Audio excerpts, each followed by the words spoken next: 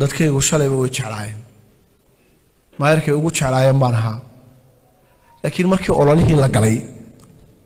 ee doorashadii dhamaatay waa la nacay dadka qaar baa igu kacay dadkayga waxaan leeyahay waa 10 waxbarasho oo siyaasadeed 3 sano iyo xoogaa aan idin shaqeynayay dhex baan idin ahaa alla ma qadarin inay ku sii nagaato dhexdhexaanshaha waxaan ku khasbanaaday inaan xisbigayga taageero waxay ahayd ballan hore u soo qaaday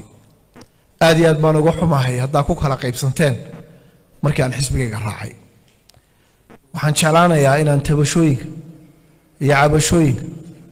inta waxqabadka ku saabsanna inaan waxqabadka ka jawaabo inta siyaasadda ku timina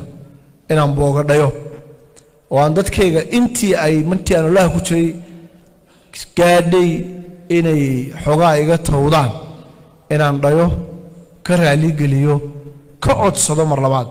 inay fursad ii siiyaan madaxweynaadkayga inta yar ka hadhay inaan waxqabadka u sii wado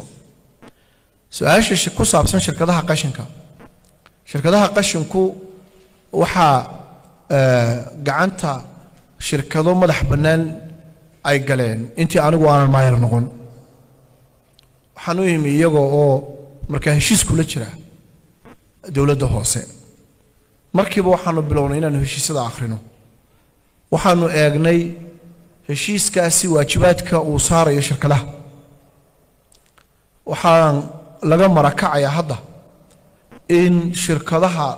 aanu ku samaynay la xisaabtan gaarsiiyey in shuruudihii heshiiska ku qornaa qodob kasta sidiisa ay uga soo baxaan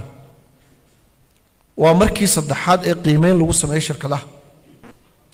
iyadoo oo markaa guddiga aanu dirnay ay talooyin soo jeedinayaan talooyinka ay soo jeediyaanna sixitaan meelaha qaladaadku ka jira